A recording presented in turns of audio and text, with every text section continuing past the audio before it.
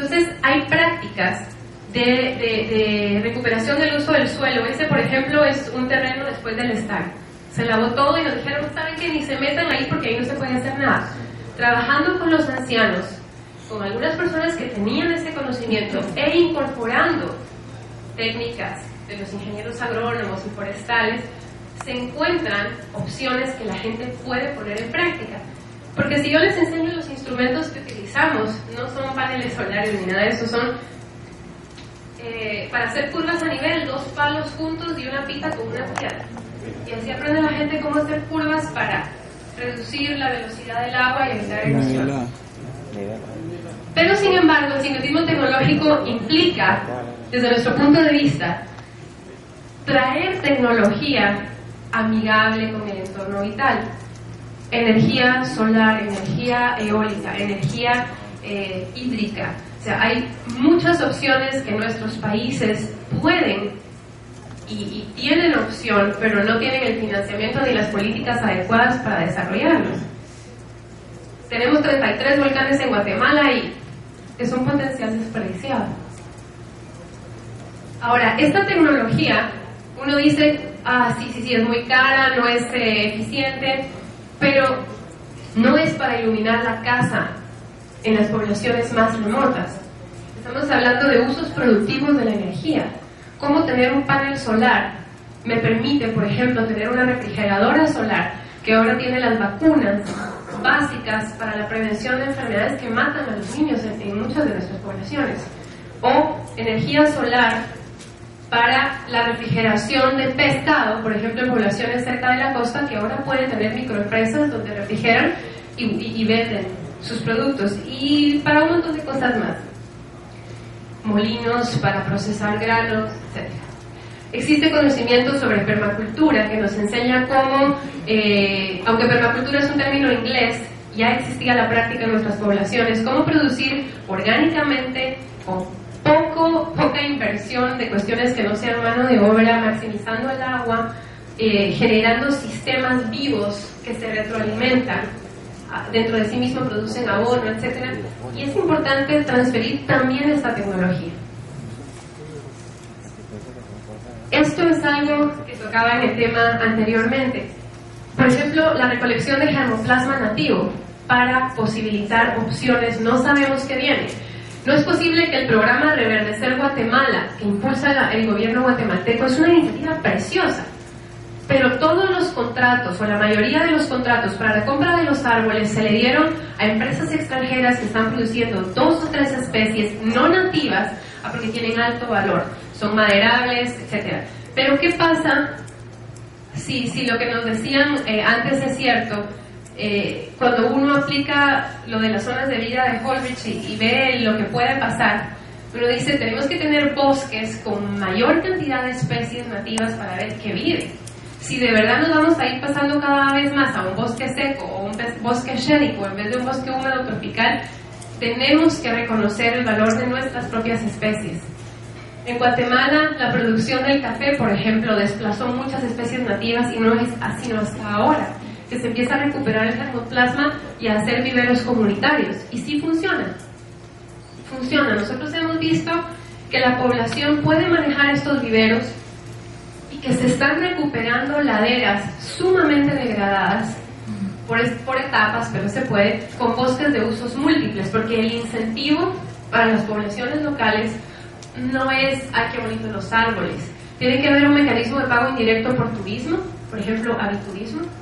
Un mecanismo, bueno, la sombra, el café con sombra, pero también otros usos, apicultura, abejas, diferentes tipos de cosas que se pueden sembrar entre el bosque, como las plantas para adornar los hoteles como este. O sea, hay muchas cosas que se pueden producir en un bosque que son incentivos directos, aparte de lo que ustedes conocen de valores de pago por servicios ambientales. En referencia a su pregunta, nosotros estamos accediendo al mercado voluntario de esta forma.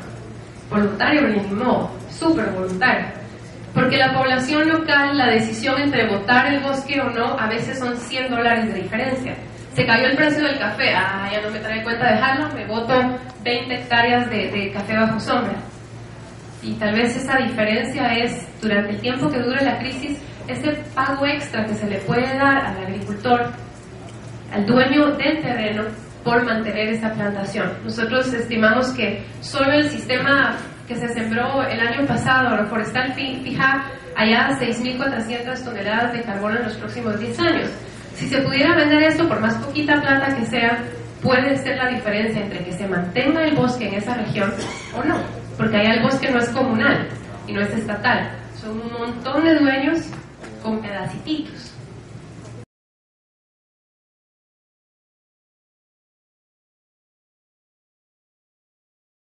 Que quede escrito en algún lado que nuestros gobiernos deberían de reconocer a alguna escala que es importante hacer una revalorización y un reconocimiento al conocimiento ancestral. Solo con que quede escrito, porque si queda escrito después se puede pasar a un tipo de propuesta política o incluso ayudar en la gestión de fondos con la cooperación internacional. Pero si no es una prioridad, ni siquiera está reconocido en las agendas de nuestros gobiernos, va a ser difícil, a menos que tengamos amigos muy buenos en la cooperación que se arriesguen en este tipo de temas. Con lo del TLC creo que hay mucha tela que cortar, definitivamente. No podemos salirnos del sistema que está vigente, hay que trabajar con lo que tenemos. No es lo mejor, pero es lo que hay. Entonces, por ejemplo, su pregunta con lo de que si les están bloqueando productos porque no tienen registros sanitarios, etcétera, ya nos pasó a nosotros y ahora, por ejemplo, las señoras que tienen la microempresa de plantas medicinales están teniendo que pasar por el proceso de registros sanitarios. Es como ir descartando las cosas. Esto no sirve porque 1, 2, 3, ya cumplí con uno, ya tiene registro, pero no sirve porque no sé qué, ya cumplí, y es largo y es tedioso, a veces es el único camino. El otro camino es un poquito más difícil de imaginar y es la opción de legislar en forma diferente, pero ahí estamos hablando de tantos intereses tan diversos que es meterse a camisa de 11 varas. Que hay que hacerlo, va a haber que hacerlo de alguna forma. Nosotros ya estamos viendo los problemas que vamos a enfrentar con esto del TLC en muchos de los rubros de producción de verduras, por ejemplo. La cuestión también es que cuando decía el compañero que nos hacen ya paquetes de políticas vendidas, de qué es lo que tenemos que hacer. Miren, muchachos, ya hay $3 millones para entrarle al problema que les dejó el stand, pero aquí está la opción A, B, C, D, que les gusta más. Este tipo de negociaciones son las que tenemos que mejorar, pero si ni siquiera tenemos la conciencia de que podemos negociar y hay otros horizontes, de otros paradigmas que considerar al negociar la cooperación para la ayuda o la reconstrucción, etcétera, no lo vamos a hacer. Entonces yo diría que empecemos por lo más sencillo, que es crear conciencia en los diversos sectores gubernamentales, no gubernamentales, de que existe esta otra forma de hacer las cosas. Y si estamos dispuestos a escuchar que existe esta otra forma, tal vez estamos dispuestos a reconocer que tiene algún valor. Y de ahí vamos. Sin embargo, yo les digo que al compañero de atrás, que yo no dejaría de hacer lo que estoy haciendo porque me están embargando los productos. El problema es el costo de oportunidad para las poblaciones locales, porque es sumirlos más en la pobreza con cada rechazo o fracaso que se da. Pero decía una de las participantes que está ayer aquí que a veces es más por necios que por bonitos que logramos las cosas. Entonces tienen que haber algunos pioneros que se animen y a la hora de rajar ocote, como decimos en Guatemala, estar dispuestos a hacer las puntas de lanza.